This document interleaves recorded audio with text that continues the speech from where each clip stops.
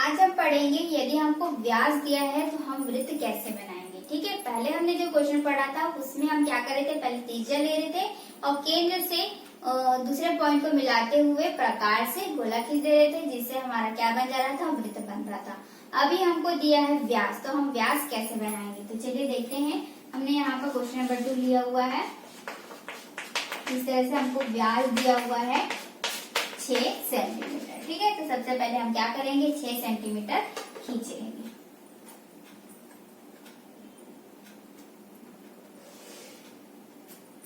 इस तरह से, तो ये हमारा केंद्र हो गया, ये हमारा सेकंड पॉइंट हो गया। ठीक है, तो जब हम त्रिज्या करते हैं तो यहाँ केंद्र पर रखते हैं और इसको फैलाते हुए कुछ इस तरह से बनाते हैं। इस तरह से हमारा वृत्त बनता है। तो देखिए ये व्यास था, लेकिन क्या बन गया, ये त्रिज्या बन गया। तो इस तरह से हमारा बनाना क्या होगा, गलत होगा। हमको व्यास लेना है, यानी कि परिधि के दोनों तरफ आना चाहिए। ठीक है, तो इस तरह से आप यदि यहाँ पर प्रकार के नोक को रखकर घुमा रहे हैं तो ये त्रिज्या बन जाएगा, त्रिज्या से बना वृत्त बन जाएगा। तो हमको बनाना है व्यास, तो इस तरह से ये गलत हो जाएगा। तो इसके लिए हमको क्या करना है कि जो हमने पढ़ा हुआ था कि जो व्यास होता है वो क्या होता है, त्रिज्या का दुगुना होता है ना, त्रिज्या का दुगुना होता है। तो ये जो व्यास है हमारा वो क्या हो गया, त्रिज्या का आधा दुगुना हो गया। ठीक है, तो हम क्या करेंगे, त्रिज्या निकालेंगे। त्रिज्या क्या होता है, व्यास का आधा होता है। त्रिज्या क्या होता है, व्यास का आधा होता है। तो हम क्या करेंगे, ये जो हमारा व्यास है 6 सेंटीमीटर का, उसको हम क्या कर देंगे, आधा कर देंगे। आधा करने से हमको पता चल जाएगा कि त्रिज्या कितनी है। ठीक है, तो 6 सेंटीमीटर का आधा होता है हमारा 3 सेंटीमीटर। तो 3 सेंटीमीटर पर हम एक डॉट लगा लेंगे। ठीक है, क्या करेंगे, 3 सेंटीमीटर पर एक डॉट लगा लेंगे। इससे हमको पता चल जाएगा कि ये हमारा केंद्र बिंदु है और यहीं से रखकर हमको वृत्त बनाना है। ठीक है, तो इस तरह से प्रकार को ले लेना है आपका। और जो आपने 3 सेंटीमीटर पर ये जो डॉट लगाया है, कहाँ से आया 3 सेंटीमीटर, हमने क्या किया, जो व्यास था उसको आधा कर दिया है। 2 से भाग कर देंगे तो आपका व्यास जो है वो त्रिज्या में बदल जाएगा। ठीक है, तो इस तरह से आपका जो प्रकार का ये पॉइंट जो केंद्र था हमारा वो ना हो कि अब कौन सा केंद्र हो गया, जो हमारे सेंटर पे है। ठीक है, तो इस तरह से चाहे आप इधर भी कर सकते हैं या फिर इधर भी कर सकते हैं। ठीक है, इस तरह से आपको प्रकार को ऐसे फैला लेना है और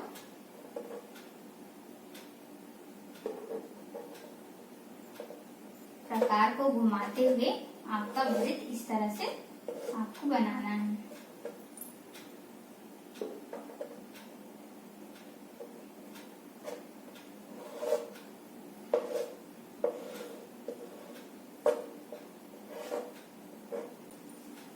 तो इस तरह से आपका जो है वृत्त वो बन जाएगा कि आपको क्या करना था, जो भी आपको व्यास दिया रहेगा उसको आधा करना है।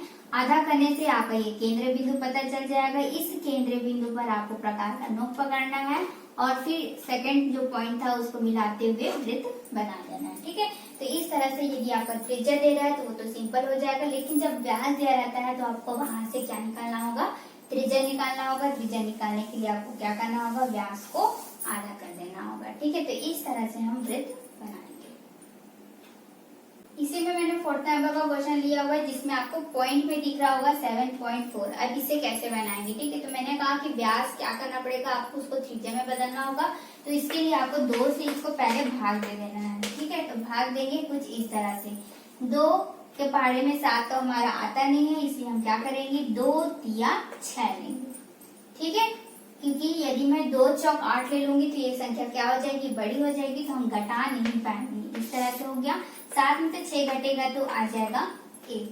ठीक है, अब आपको उतारना है संख्या 4 को। तो 4 के पहले आपको दिख रहा है दशमलव, तो इस दशमलव को हम यहाँ फिट कर देंगे अपने भागफल में। ठीक है, इसको यहाँ करेंगे तभी हमारा जो 4 है वो उतर पाएगा। ठीक है, तो ये हो जाएगा 2 सत्ते 14। तो इस तरह से हमारा जो भी आपको व्यास दिया रहेगा उसको 2 से भाग दे देना है। भाग देने का तरीका यही है, आपको एक संख्या लेना है, सेकंड वाली संख्या को यदि उतारना है उसके पहले यदि दशमलव है तो दशमलव आप पहले लगा लीजिए और फिर संख्या को उतारेंगे। ठीक है, तो इस तरह से हमारा जो त्रिज्या है वो कितना आ गया, 3.7 सेंटीमीटर। ठीक है। तो आप क्या करेंगे, स्केल लेंगे, केंद्र लेंगे और 3.7 बोल रहा है, यानी कि 3 के बाद 7वां जो लाइन होगा वही हमारा क्या होगा, 3.7 सेंटीमीटर होगा। ठीक है, इस तरह से आप चाहे तो पहले सबसे पहले यहाँ पर 7.4 सेंटीमीटर का खींच लीजिए। ठीक है, और फिर केंद्र से यहाँ पर आपका आ जाएगा 3.4 सेंटीमीटर।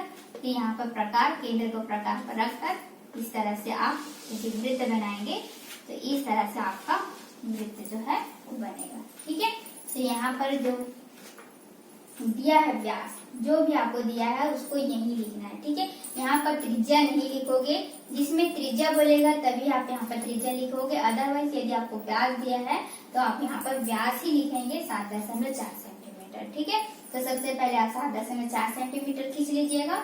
उसके बाद आपको वहाँ पर त्रिज्या जो आपने निकाला था 3.7, तो 3.7 पर एक पॉइंट लगा लीजिए। प्रकार का जो नोक होता है उसको केंद्र पर रखना है और उसको सेकंड पॉइंट से मिलाते हुए फिर प्रकार को घुमाएंगे आप, तो इस तरह से वृत्त बन जाएगा। ठीक है, क्वेश्चन नंबर 5 में आपको दिया है एक वृत्त की त्रिज्या 7 सेंटीमीटर है, उसका परिमाप ज्ञात कीजिए। यानी कि आपको त्रिज्या दे दिया है और परिमाप ज्ञात करना है। तो आपको परिमाप ज्ञात करना है, इसके लिए आपको चाहिए होगा परिमाप का सूत्र। ठीक है, तो वृत्त का परिमाप का सूत्र होता है 2πr। तो यहीं पर हम रखेंगे और फिर उसका वृत्त का परिमाप ज्ञात करेंगे। ठीक है, तो मैंने यहाँ पर लिख लिया है, दिया है त्रिज्या बराबर 7 सेंटीमीटर। जो हमको दिया रहता है उसको हम दिया है में लिखते हैं। ठीक है, उसके बाद हम सूत्र लगाएंगे, वृत्त का परिमाप। वृत्त का परिमाप का सूत्र मैंने अभी बताया 2πr। ठीक है, इस तरह से 2πr। ये जो 2πr है वो किसमें दिया है, सब गुणा में दिया है। ठीक है, कोई भी साइन है, यानी कि बीच में कौन सा साइन है, गुणा का साइन है। 2 गुणा पाई का मैंने बताया था 22/7 होता है। ठीक है, r की वैल्यू हमको दिया हुआ है 7। ठीक है, मैंने क्या किया, 2 की जगह 2 रखा। पाई का मान होता है 22/7, तो 22/7 रखा। इस r की जगह आपको कुछ भी दे सकता है। यहाँ पर 7 है तो मैंने 7 लिखा है, 12 रहेगा तो 12 लिखेंगे, 14 देगा तो 14 लिखेंगे, 21 देगा तो 21 लिखेंगे। ठीक है, इस तरह से जो r का मान है वो क्या हो सकता है, बदल सकता है। ठीक है, तो यहाँ पर आप देखोगे तो 7 और 7 क्या हो जाएगा, कैंसिल हो जाएगा। ठीक है, क्यों कैंसिल हो जाएगा, 7/7, एक 7 तो हमारा भाग में दिया है, तो 7 को 7 से भाग करोगे तो 1 आएगा ना, इस तरह से 1 कैंसिल हो जाएगा। मान लीजिए 7 की जगह आपका त्रिज्या दे दिया है 14। कितना दे दिया है, 14। तब आप काटोगे तो क्या होगा, 7 एकम 7, 7 दूनी 14।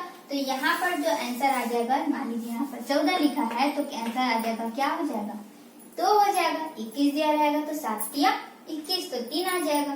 ठीक है, इस तरह से जो r का मान है वो हमारा चेंज हो सकता है। ठीक है, अभी हमारा 7 दिया है तो 7 एकम 7, 7 एकम 7, इस तरह से। तो क्या बचा, 2 गुणा 22 गुणा 1, यही बचा।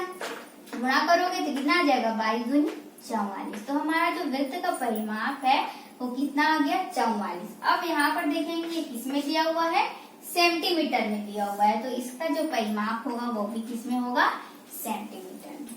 ठीक है, इसी क्वेश्चन को यदि आपको चेंज करके दे रहा है, त्रिज्या अलग दे रहा है, तो भी आपका यही बनेगा, लेकिन बस r का मान क्या हो जाएगा, चेंज हो जाएगा। और यदि आप 7 के पहाड़े से काट रहे हैं तो यहाँ पर उसका मान चेंज होगा, 7 या 21, 7 दूनी 14, जो भी आपको दिया रहेगा उस तरह से रखेंगे। मान लीजिए यहाँ पर 2 आ रहा है तो पूरा 2 से गुणा हो जाएगा, और यदि आपका 3 आ रहा है तो 30 से गुणा हो जाएगा। ठीक है, तो इस तरह से जो वृत्त का परिमाप जब हम निकालते हैं तो त्रिज्या को देखकर आपको निकालना है कि त्रिज्या आपको क्या दिया हुआ है।